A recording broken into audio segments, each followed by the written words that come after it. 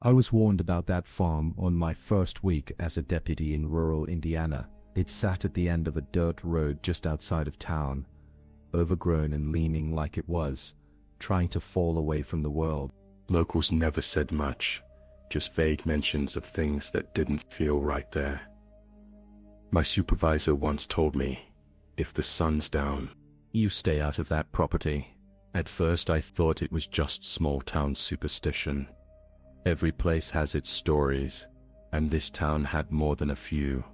But the way people looked when the farm was brought up, like something heavy passed through them, it made me hesitate. even the seasoned officers avoided it after dark, like it was unspoken law for the first year.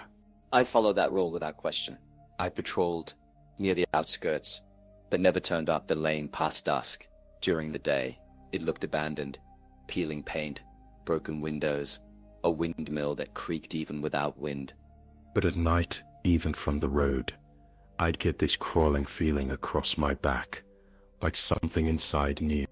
The report came from a nearby resident who sounded genuinely shaken. I radioed it in and waited a few minutes hoping someone else might volunteer to check it out. No one did. I even debated ignoring it, telling myself it was just kids messing around. But part of me felt like if I didn't at least take a look, I'd never stop thinking about it. I told dispatch I'd drive out and do a quick perimeter check. The road leading there was as bad as I remembered, narrow lined with trees barely lit by the cruiser's headlights. Leaves skidded across the gravel like whispers. As I got closer, I noticed how the temperature dropped. It wasn't subtle, the air got colder. The second I turned up, the drive like crossing into a different place altogether. I parked the cruiser about 50 feet from the farmhouse. I left the engine running like I needed a safety net, something I could sprint back to. The structure looked worse than usual. Something about it seemed subtly off, like it had shifted in shape, as if it was leaning toward me. I stepped out of the car and clicked on my flashlight. The beam was sharp, but it didn't seem to reach very far. The darkness around the farmhouse felt thick, not just shadows, but something heavier. I could hear the creaking of the windmill, slow and rhythmic, like a ticking clock. I moved slowly around the property, staying close to the fence. My plan was just to scan, maybe call it in and leave. But then I saw faint lights inside the house, like flickers from a lantern. They moved, not in a pattern, but slowly drifting from room to room. No one had electricity out there. No one had keys to that place. I stood frozen for a few seconds, watching the lights. The lights weren't steady, but rather moved slowly, as if someone was carrying an old lantern through the house. I tried to convince myself it was just kids, but a deep, unsettling feeling told me otherwise. The lights didn't feel normal, and they cast no glow outside the windows. I grabbed my radio and reported my location. This is 411. I've got visual movement inside the Miller property, investigating possible trespassing. There was silence on the other end, which was odd. Dispatcher usually confirmed right away. I repeated myself, but still got nothing. Then all at once, the lights inside the house went out. No flicker, no dimming, just gone, like someone had snuffed them with a switch. The silence after that was unbearable. Even the windmill had stopped. I don't know why I did it, but I crossed the fence and moved toward the porch. Each step on the porch groaned under my boots, but it was the silence around me that made it feel like I was trespassing into something old, not just abandoned, forgotten. I placed my hand on the door, expecting it to be locked, but it swung open before I even pushed, like it had been waiting.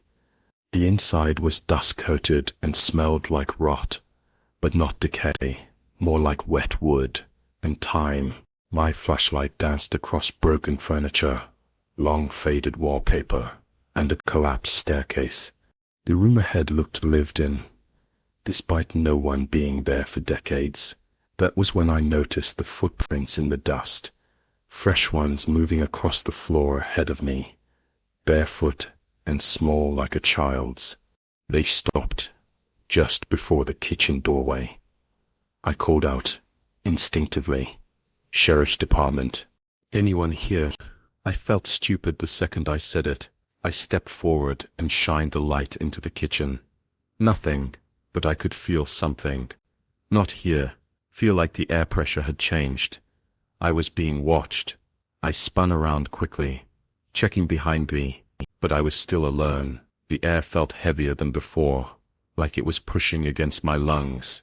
Then I heard the noise, not loud, but close. It came from upstairs. 3 slow, deliberate steps above me, directly overhead. The staircase was broken, so no one could have gone up there. My brain immediately searched for explanations, but none made sense. I backed up toward the doorway, ready to leave, when I heard something else. A whisper, quiet, broken, and impossible to understand. It wasn't coming from upstairs. It was coming from right behind the kitchen doorway, the place where the footprints stopped. I aimed my flashlight directly into the doorway, but it didn't show anything past the threshold. It was like the beam got swallowed up, fading into pure black. My instinct screamed at me to leave to run, but my body wouldn't move. I felt like I was being dared to take one more step. Then something reached out. I didn't see it, not clearly, but I felt it brush past my hand, cold and dry, like old cloth.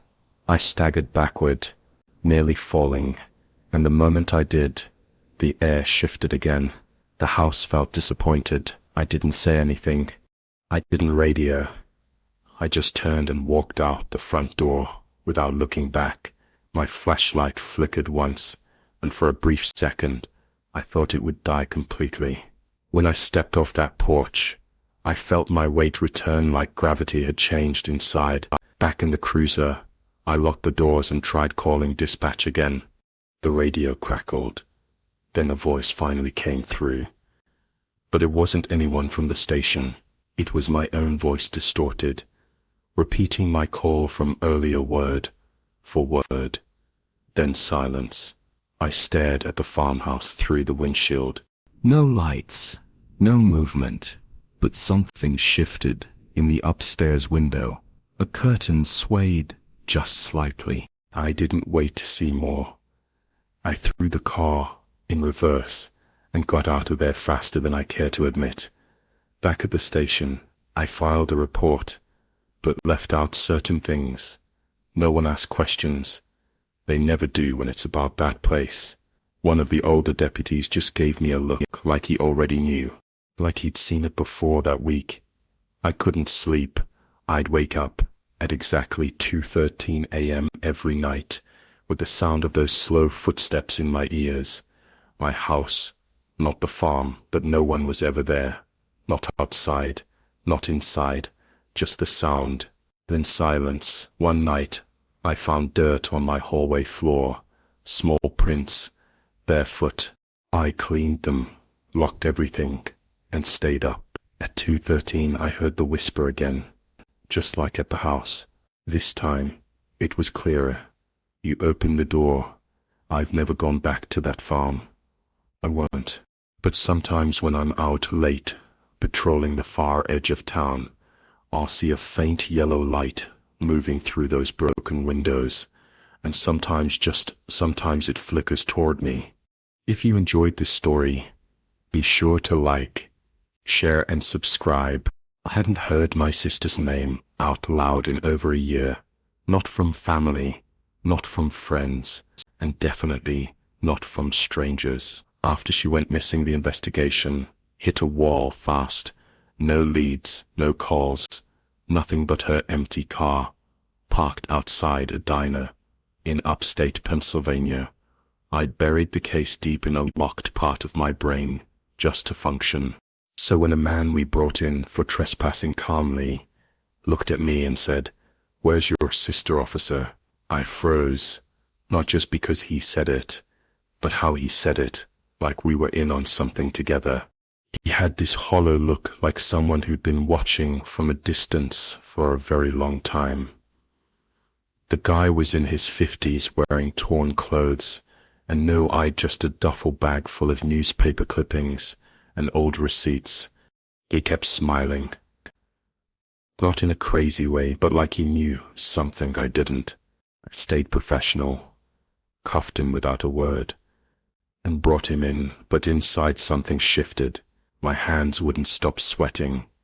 We processed him like usual, though no one could figure out how he got into the restricted state property where we found him. I volunteered to sit in on the interview, partly out of curiosity, mostly out of a bad gut feeling I couldn't shake. The room was cold, more than usual, and the lights flickered once when I walked in. He didn't speak at first, just stared at the camera like he was waiting for someone else to arrive. When I finally asked his name, he said, "You won't believe me." I asked again. That's when he turned and said she was wearing a grey hoodie when I saw her. That's what my sister had on the day. She disappeared. The detail hadn't been made public. Only family, close friends, and maybe one or two detectives would have known. My blood ran cold, but I tried to keep my face straight. I asked, "Where did you see her?" His answer, "Someplace you've never been willing to look." I pressed for more, but he shut down, just looked away, and mumbled. She asked me not to tell. His tone wasn't mocking. It was soft, almost regretful, like he knew what he was saying would unravel something I wasn't ready for.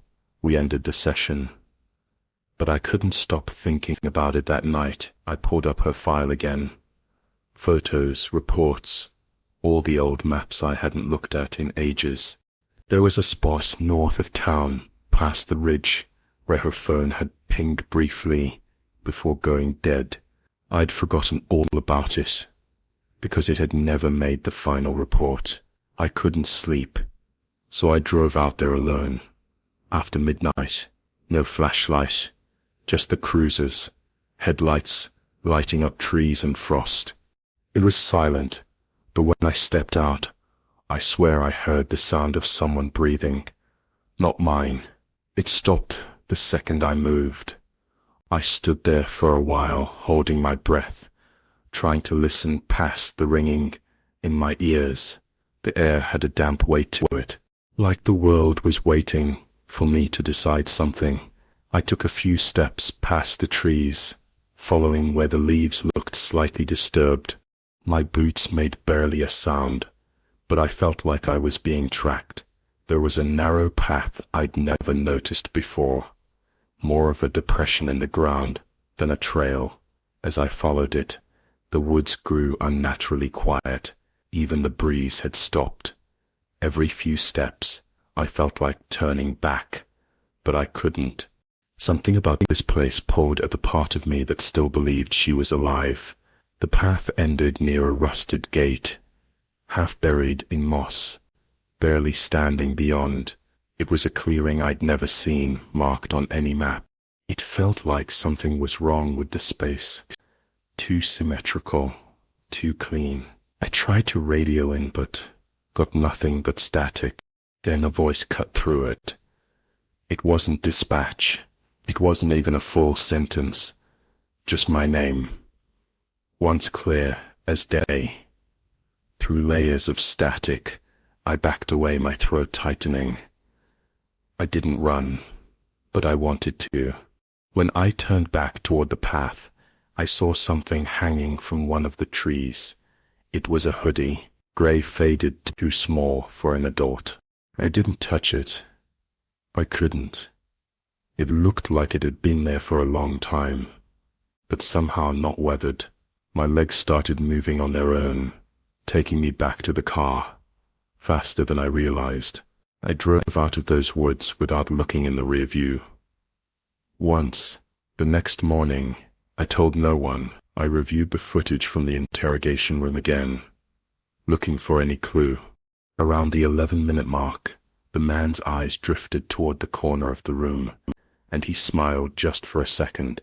The angle showed nothing was there, but he whispered something under his breath. I played it back over and over, slowed it down, enhanced the audio. He said, "She knows you're close." Now I don't remember sitting down, but suddenly I was in my office chair, heart pounding. It didn't feel like a taunt. It felt like a warning, or maybe a confession. When I walked past the holding cell later that day, I glanced in without thinking he wasn't there. They said he'd been transferred earlier that morning, but no one signed off on it. No paperwork, no vehicle logs. It was like he vanished from the building. For the rest of the shift, I kept replaying everything. The hoodie, the static, the whisper, and that clearing that felt too perfect. I couldn't prove anything, couldn't file a report, but something inside me had shifted. Something told me she wasn't gone. Not really. I took a few days off and didn't tell anyone why. I knew I couldn't explain it without sounding like I'd lost it, but I couldn't shake the feeling that the man hadn't come to taunt me. He came to lead me somewhere, to point me in a direction I'd avoided too long. I went back to the ridge before dawn, dressed in plain clothes, and carrying only a flashlight in a notebook. I followed the same path, the one that felt more remembered than discovered. The air was thick again, like it held its breath. As I passed the rusted gate, I noticed something new. There were symbols carved into one of the stones by the gate, faint, almost erased by time. I snapped a picture without thinking, not sure why. Everything in that space made me feel like I shouldn't be there, but something inside told me I had to keep going. The clearing hadn't changed. I sat down in the center of the clearing. The earth was unnaturally soft, like it had been disturbed recently. I stayed silent, listening, trying not to move. I saw a shape to my right, small, hunched, and moving away. I didn't chase it. I followed carefully through brush and roots until the ground gave way to stone. An old well boarded over and hidden behind a collapsed shed stood in front of me. The boards had been recently pried off, not all the way, just enough for something to climb in or out.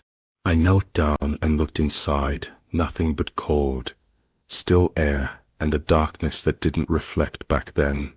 Something caught my eye.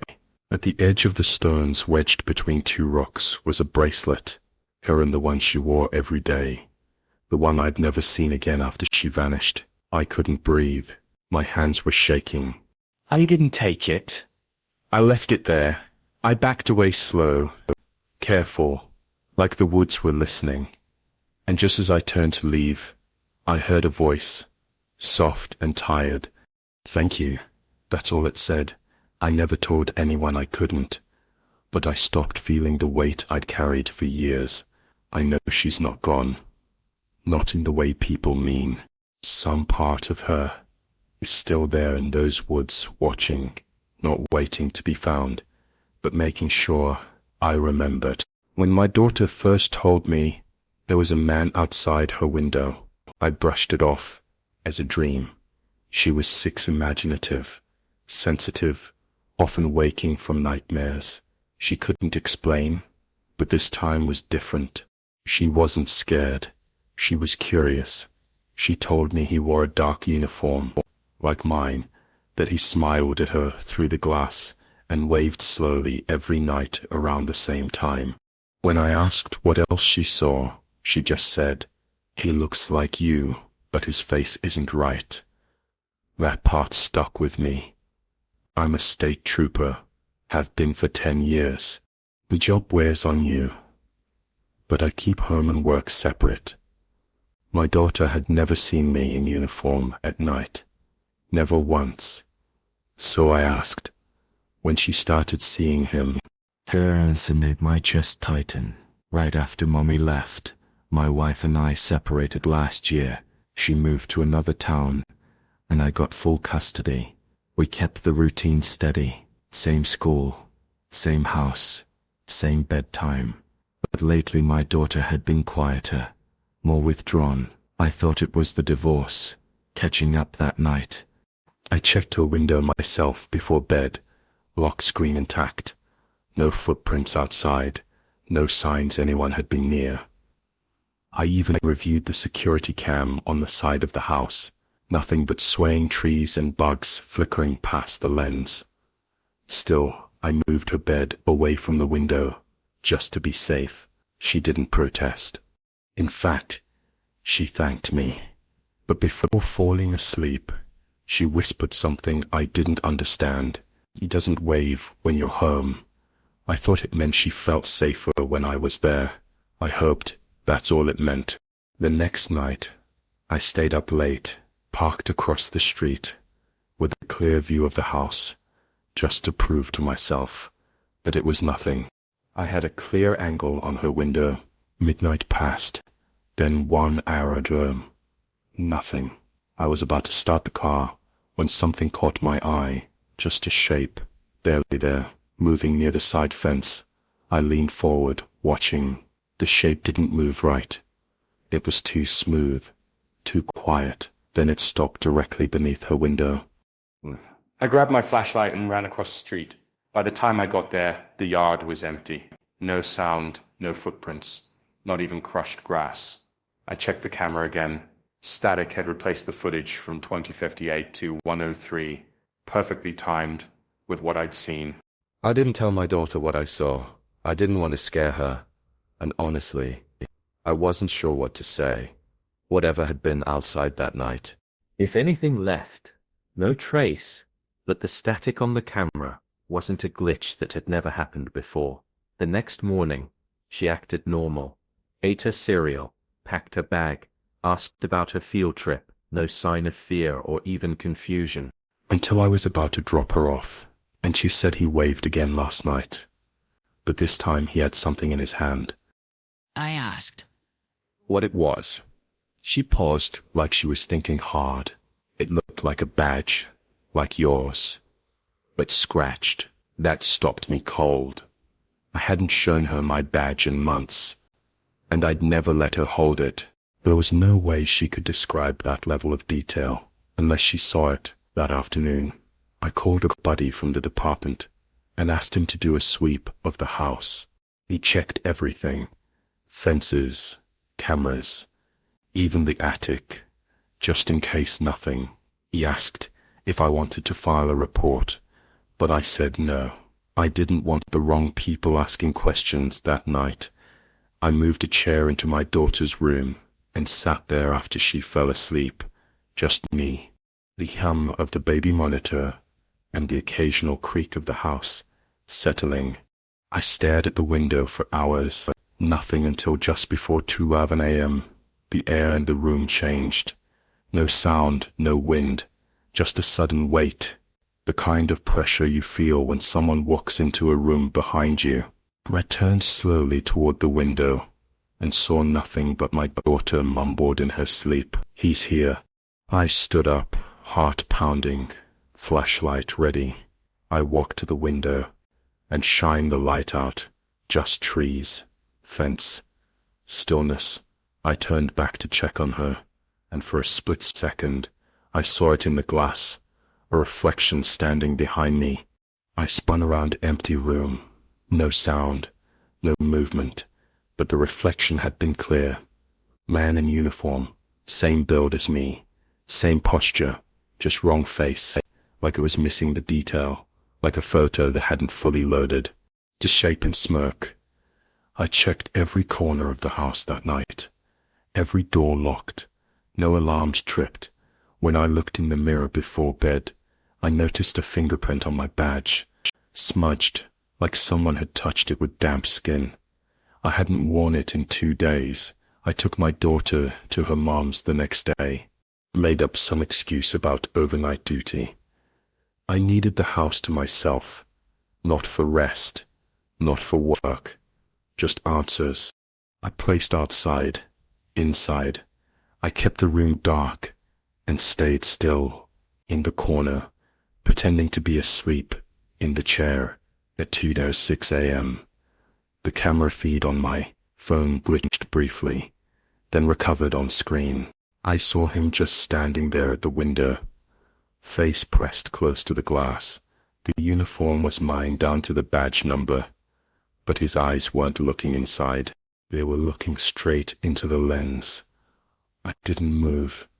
I didn't breathe. I just watched. He stood there for a full minute, unmoving. Then he raised his hand and waved slow, stiff, like someone imitating a wave they'd seen before. After that, he stepped out of frame. The camera went static again. I ran outside within seconds, flashlights, scanning every angle. Nothing. No footprints. No sound of movement. Just stillness. When I came back in, I noticed something on the windowsill. 3 short scratches in the wood. Clean, even as if carved by a blade or fingernails. The next day, I reviewed every frame of the footage again. When he waved, something flickered behind him. Not a reflection, something moving in sync with him. Like a shadow that didn't belong to either of us. I paused the footage and zoomed in. My heart nearly stopped. Behind him, faint but visible, was a second face in the dark. Smaller, watching him, watching me. It looked like a child's. I slammed the laptop shut. I didn't want to know more. I realized then this wasn't about me. It was about her. It didn't want to harm her. It wanted to become familiar. It had been practicing, learning my habits, my face, even my wave, and now it was testing how far it could go before someone noticed. I moved out 2 days later. New city, new job, new school. My daughter never mentioned the man again. But some nights just before bed, she asks, without looking up, "You're real, right?" I always say yes. I think she believes me most of the time. So do I.